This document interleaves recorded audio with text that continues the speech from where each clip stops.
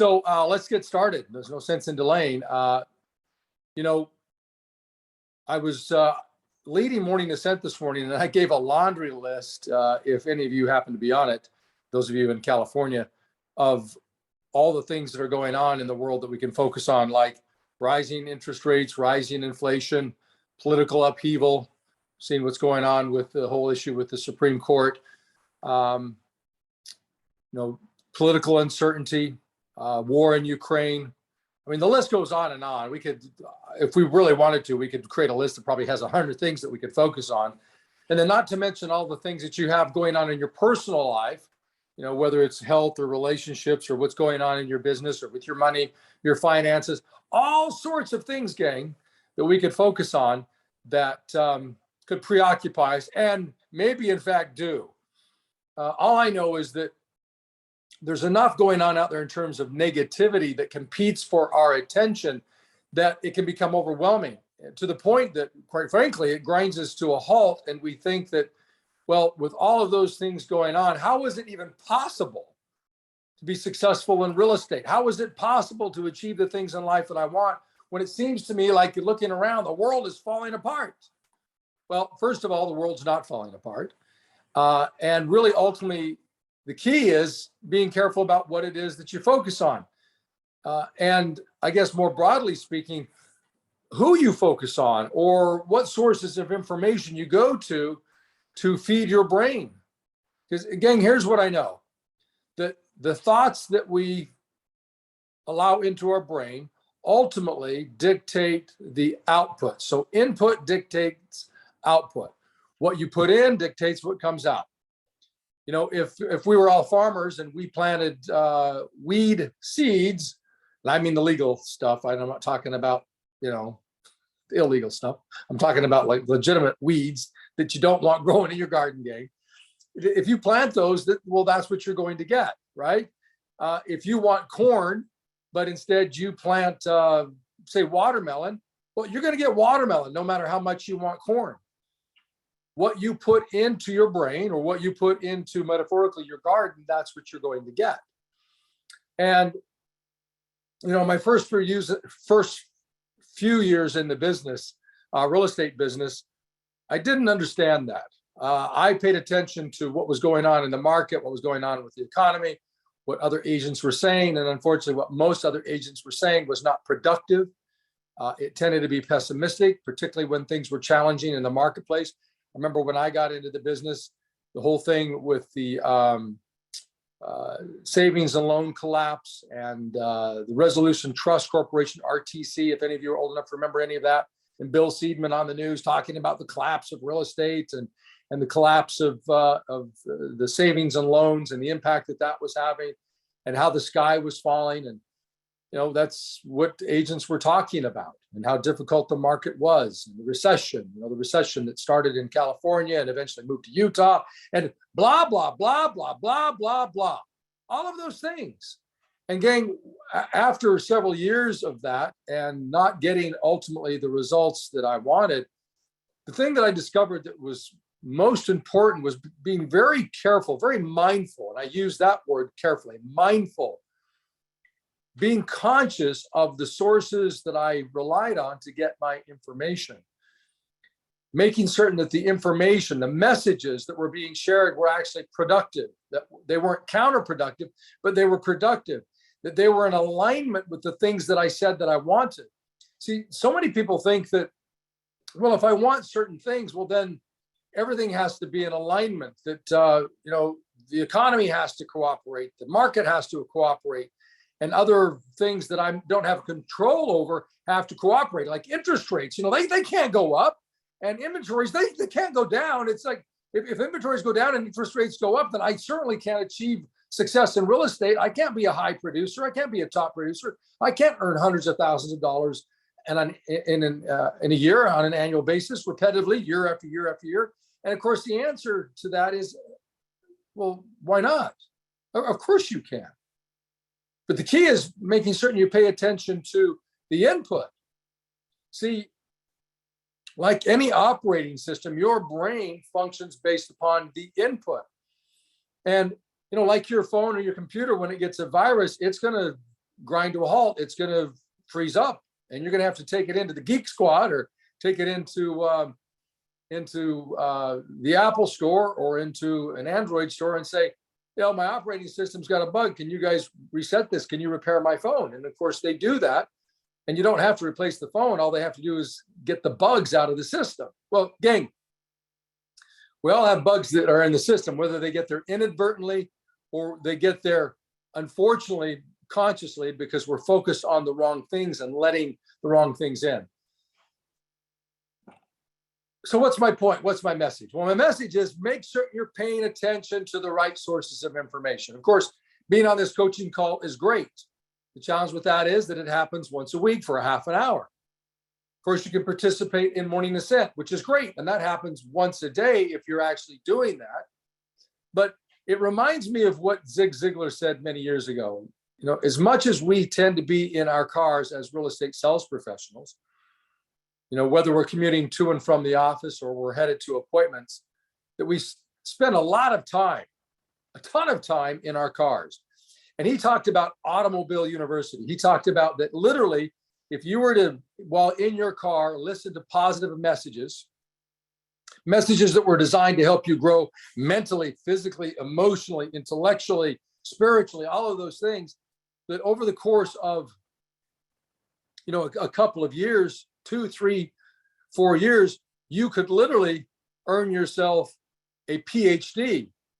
Now, you wouldn't be handed a literal certificate PhD, but you could learn as much information as you would be handed, that you would learn in a formal PhD program. So, gang, I just want to share with you 6 sources of information that I have really gone to historically, outside of what it is that we do as a company, as Everest, the brokerage, or as Everest Coaching, if any of you are involved in that. Because see, I think it goes beyond participating in any of those things, and that we have to step up and be more mindful consistently throughout the day, multiple points a day. It's like when you get on an airplane, gang, one thing that you need to know is that as you're on that plane, whether it's on autopilot or the pilot and co-pilot are consciously flying that plane, the plane is consistently getting off course. It's constantly getting off course because of the wind, the weather, just the natural tendency for things to not fly in a straight line, right? Or in the line that they need to get to the intended destination. This isn't just for planes, this is for people in life. And so because of that, we need to recognize that there has to be constant course correction, not just once in a while, but constant. I mean, imagine this. Imagine you're a commercial airline pilot. The moment they take off, they acknowledge the destination, say from Salt Lake City or LA to New York. And one time they correct their course because they see that they're off. In that multi-hour flight, they only correct course once in that multi-hour flight. Well, of course, you're not going to get to the intended destination. You'll get somewhere, but you're not going to get to LaGuardia or JFK. You're going to end up in some other airport or in the side of some mountain or in some large body of water or out in the middle of nowhere having run out of gas. Gang, it requires constant course correction when you fly a commercial jetliner to get to the intended destination. Well, it's no different in life. When you intend to get to a very specific destination, you've got to work on constant course correction. And part of that, of course, is making certain you're putting in the right inputs, the right information to stay on course. And what I'm talking about, I mean mentally and emotionally and spiritually. So I'm going to give you 6 great sources that I have gone to over the last 13 plus years, but then also maybe one of their most important or at least impactful messages, at least as far as I'm concerned, based upon the impact that message had on me. So the first one is Jim Rohn. I want you to write this down. Now, most of you know that name, and if you don't, man, you look it up now. Jim Rohn, R-O-H-N. Jim Rohn, for me, is the godfather of personal development. Even though he wasn't the first, in my opinion, he's the godfather. This man was, in my opinion, probably the easiest one from my perspective to listen to and the most impactful. He wasn't one of those guys who stood up on stage and was loud and moved around a lot with energy, but he was so insightful and he was so reflective and he was so thoughtful. You could tell that he had thought a lot about these things and that he was very genuine in his message. And the number one message that I got from Jim Rohn, among many things, he taught me many, many, many things, but the number one message that I got from Jim Rohn is this: don't wish things were easier. Wish you were better. And I would change Jim's language a little bit. He says, don't wish things were easier, wish you were better. I would say, don't wish things were easier, work to become better. Because wishing that something's going to change isn't going to get it done, including who you are. But his point is well taken. Don't wish things were easier, wish you were better. In other words, shift your focus from the things you don't control to the things that you do, and which is ultimately your mindset and who you are and who you can become, your skill sets, your discipline, what it is that you do on a daily basis. See, one of the things that he said, he loved to use this metaphor. He would say, don't let the wind dictate the direction that you go. If you're a sailor and you simply say, well, I've got to go the direction that the wind takes me, then you're not a very good sailor. You don't understand the principles of sailing. Because you can set your sail in such a way that even though the wind isn't blowing the direction you want to go, if you set the sail correctly, your boat, your ship will go the direction that you want it to go, despite the fact that the prevailing winds are opposite of the direction that you want to go. You just simply have to learn how to set your sail and to cut through the water. So Jim's primary message, gang, was very impactful for me because, look, I've been through many market downturns. I've been through many shifting markets. I've been through many stagnating markets. And I've also been through a few markets that have gone up absurdly high, like the one that we've just gone through. But ultimately, none of those things matter. What matters ultimately is what you focus on and the messages that you listen to and what you really allow to program your attitude, your perspective. Gang, the single most important thing that will dictate the outcome of your day is your perspective. If you wake up in the morning and think you can't, or you won't, or it's not possible, you're going to be absolutely correct. I don't know if it was Edison who said it or Ford said it. If you think you can, you can't. If you think you can't, you can't. Either way, you're going to be correct. And that's really Rohn's message. Rohn's message is, don't wish things were easier. Work on you, the thing that you control. Make certain that you're putting into this amazing computer, the most powerful computer ever invented, and will probably ever be invented. This brain, make certain that you're programming it correctly, putting the right information in it on a daily basis. The second source of information that I've gone to that's been very, very impactful, very powerful, is John C. Maxwell. Now, I love John C. Maxwell, gang, because if you want, you always hear me talk about it, you hear George talk about it, you hear about your managers or others leaders within Everest talking about this, that you are a leader. I firmly believe that you are a leader, and your job is, of course, to influence other people. And as such, then the question is, well, how do we become better leaders? How do we improve our leadership skill? Well, pay attention to those who I believe are the foremost experts on leadership. And I believe that John C. Maxwell is the foremost expert on leadership. There are a lot of great leaders that we can look at in life and who have written books and talk about it and, expound on it and talk about it. But I think John C. Maxwell is really best at kind of codifying it, taking a message in a way that explains it and is easy to understand and adapt.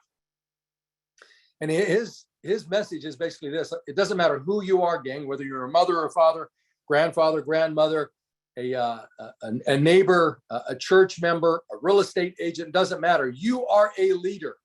In whatever hat you wear, whatever role you serve, you are a leader. And he asked the question, well, what is leadership? Well, leadership ultimately is influence. See, he taught me that. Well, when he taught me that leadership is influence, then of course I asked myself this question: well, how can I influence people to a higher degree? And why would I want people to be influenced by me to a higher degree? And of course, the answer to that is because if I'm a leader, I have to have people following me. And if I don't influence them in a positive way, I'm not going to have any followers. And if I don't have any followers, I don't have any leaders. Now stop and think about that for a second, gang. How much business do you have? If you're not closing enough business, it means you don't have enough clients. And when I say clients, fill this in parentheses. You don't have enough followers. So if you want more followers, i.e., or that is clients, then become a better leader. When you become a better leader, when you have greater influence, when you interact with people, right, you will find that people will turn over to you, control, and allow you to lead them through the process. I'm talking specifically real estate, to help them get ultimately what it is that they want. The challenge is for so many real estate agents, gang, is that they don't bring to the table, to the transaction, a sense of confidence that exemplifies true leadership. Because, gang, you're never going to follow anybody who doesn't have confidence. And your clients are no different. If you don't come to the table as a true leader with confidence that's unassailable, that regardless of what's going on in the marketplace, interest rates climbing, inflation soaring, uncertainty in the economy and the marketplace. See, if all of those things make you uncertain, then you will never have enough followers, because the market's not stagnant. It's always changing. It's dynamic. You know, they say that a broken clock's right. You know, even a broken clock is right twice a day. Well, the problem is, gang, that's not enough. You know, you need to be right more often than just twice a day.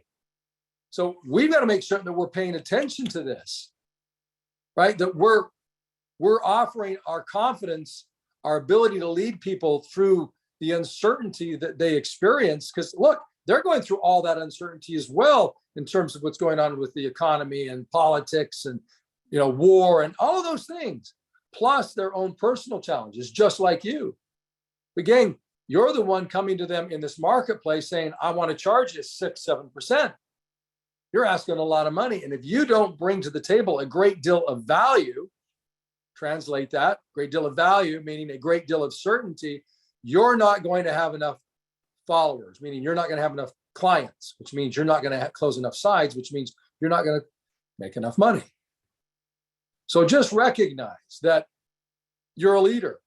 Now, if you've never listened to John C. Maxwell, I hope you're writing these names down. Jim Rohn, John C. Maxwell. They're both great in terms of leadership, but John C. Maxwell really dives into and dissects what is leadership and how to improve your ability to lead. If you've not watched him, if you haven't listened to him, he's written over 50 books on leadership. If you've not read any of his books, let me recommend a couple. The first one is the 21 Irrefutable Laws of Leadership. And then the second one is the 5 Levels of Leadership. Read those 2 books.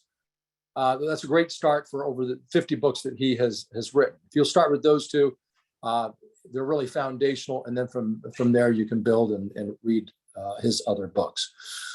The next person who's had a very significant impact on me over the last decade plus is Brian Tracy.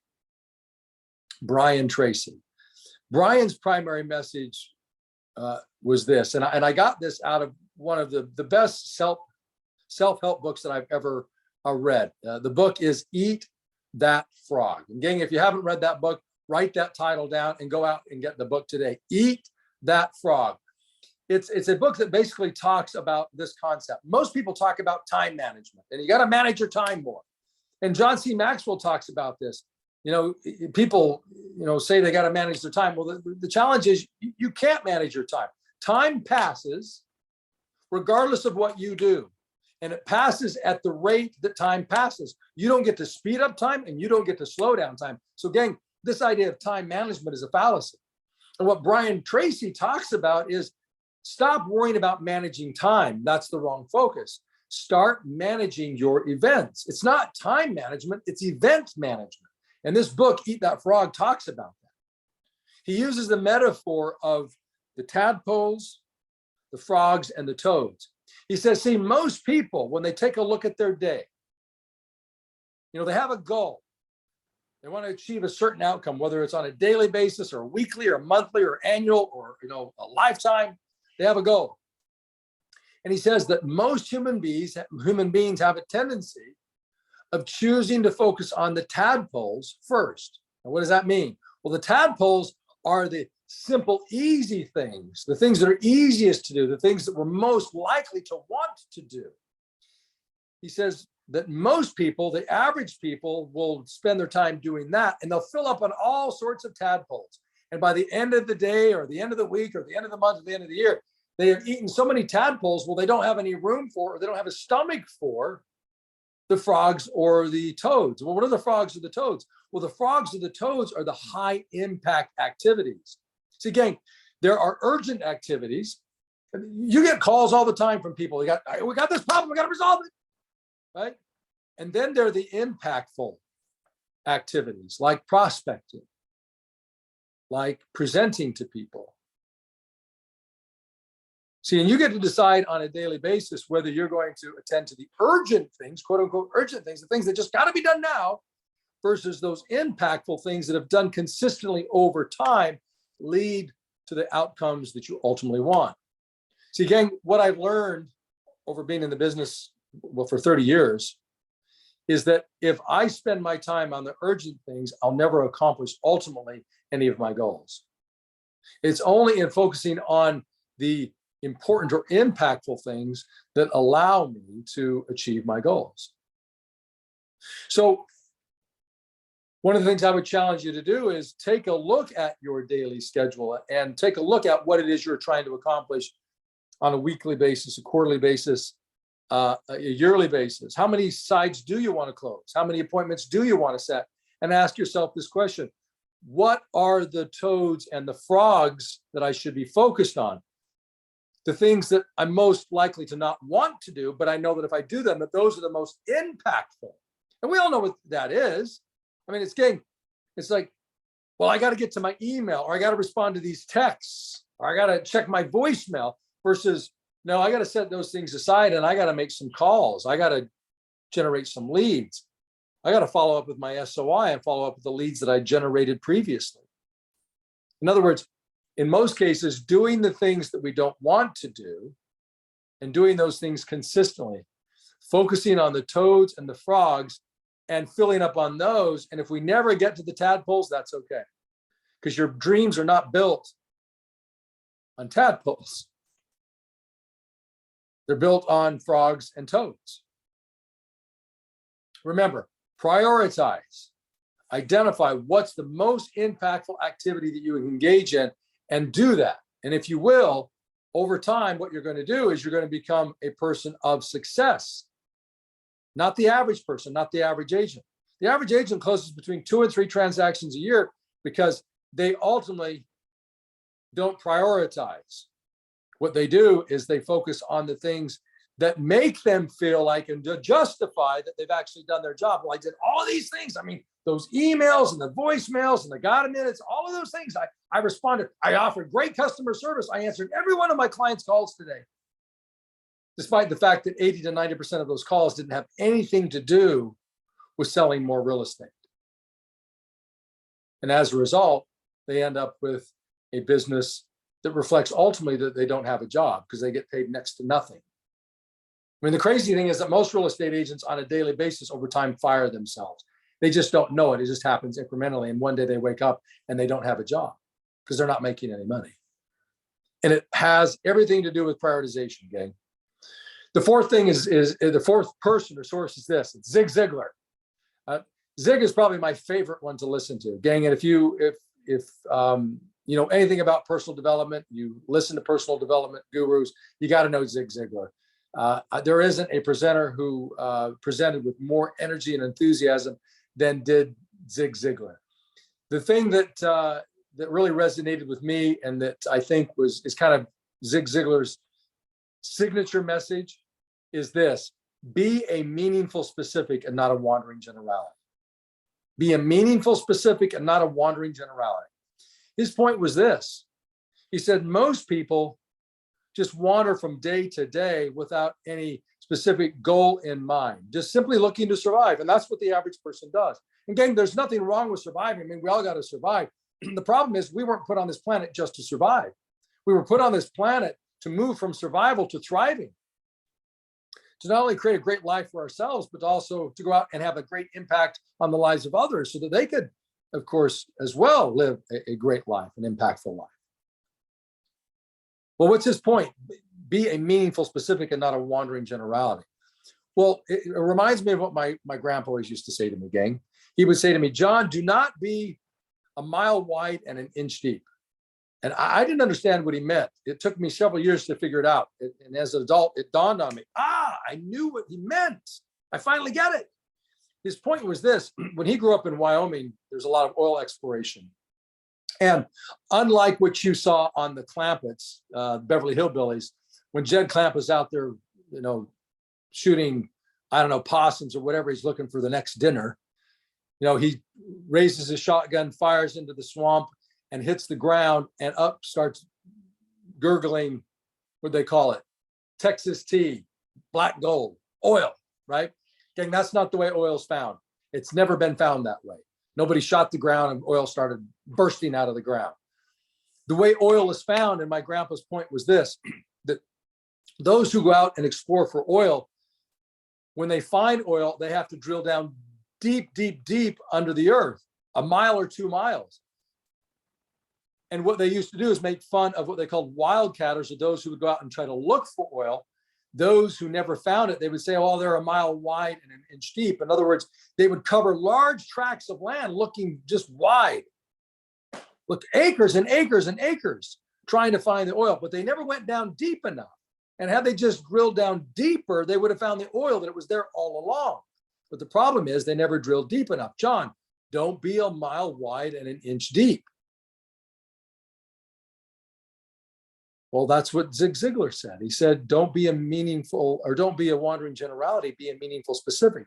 Get specific, get deep into it. Understand. Be clear about what it is that you want. What do I want? When do I want it? Again, write these things down. What do I want? When do I want it? What's going to get in the way? In other words, what's the challenge?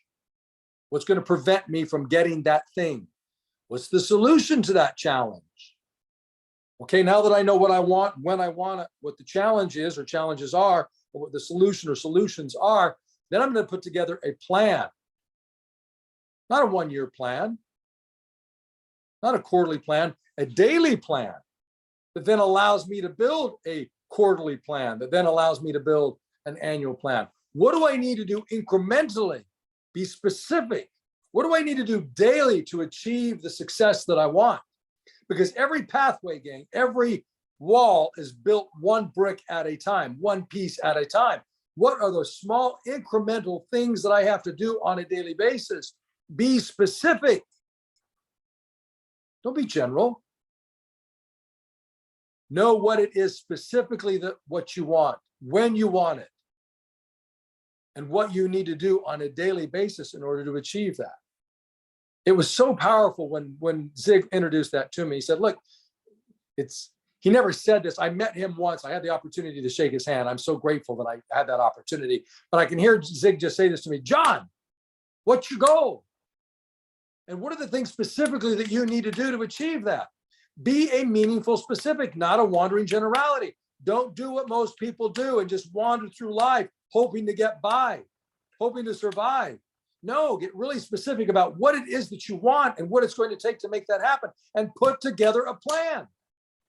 Gang, how many of you put together a plan at the beginning of this year, a business plan, and you aren't following it? You're not referring to it. You're not reminding yourself every single day, this was my goal. This is my goal. This is what I said I'm going to do on a daily basis. How many of you did that but aren't following the plan? This is a wake-up call. Get back to the plan. Pull it out, dust it off. If you can't find it, write it again. Get in touch with it. Get specific. Don't be a wandering generality. Be a meaningful specific. Number 5, we're almost done. Number 5, Les Brown.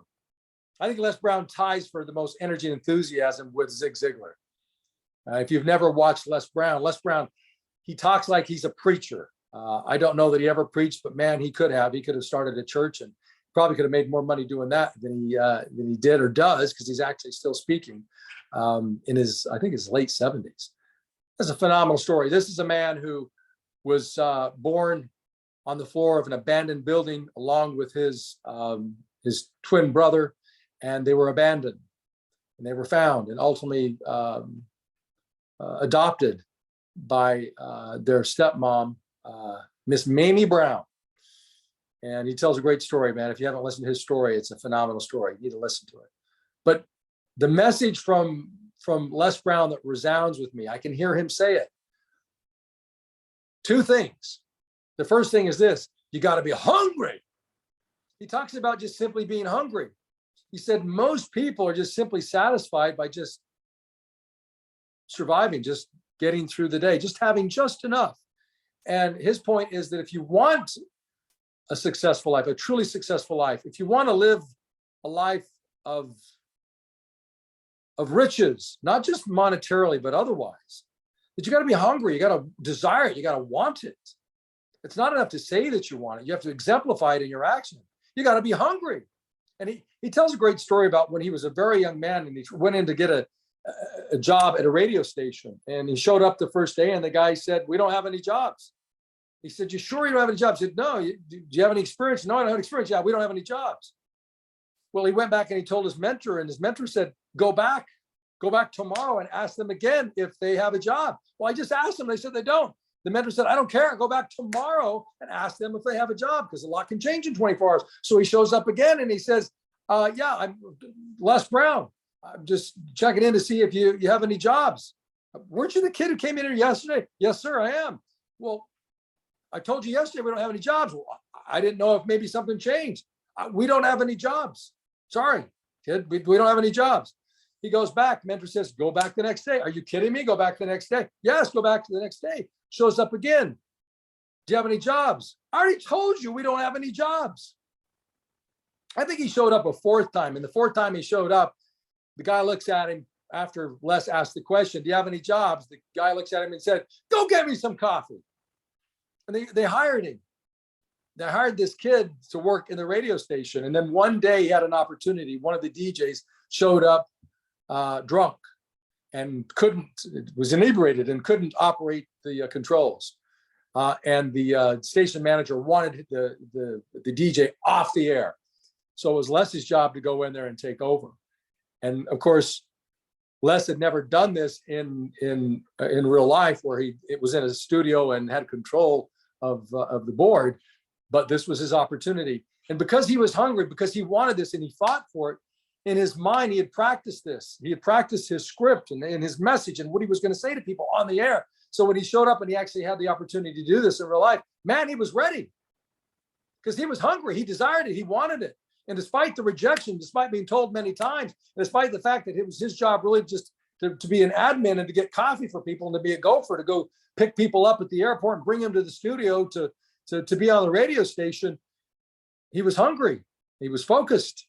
And he worked towards ultimately becoming a great DJ, which then transitioned into him, having, I think, a talk show and then ultimately being one of the foremost experts on personal development. And the guy will actually fill stadiums where there are 5, 10, 15, 20,000 people listening to his message. But you got to be hungry. The second message, he gets two messages, because this guy really impacted me when he said this. He said, "How is none of your business?" And gang, that is one of the most important things that I have ever heard. In my early journey of owning a brokerage, I was new to it. I had never owned a business before. I had never led a large number of people before. I didn't know what I was doing. And I was so focused on the fact that I didn't know how to do it. And when I heard Les Brown say, "How is none of your business? Just simply take action," basically was his message, and you'll figure it out as you go. It was so freeing. I felt emancipated, because when I didn't know, I was afraid to take action. I was afraid to do the things that ultimately I needed to do. And when I remembered his mantra of "How is none of your business? Just go out and take action," I just began to do the things that I know that I needed to do. And because I took action, I figured out how to do it. I got better at it, got better at it, to the point where I enjoy doing it. I love doing what we're doing right now. I was so afraid of speaking to groups of people. because I was so concerned about the how as opposed to the just doing. See, most people, gang, are getting ready to get ready. So when they're ready, they'll be ready. And they never take action because they'll never be ready. You'll never be ready if you don't take action. That was such an impactful message from Les Brown.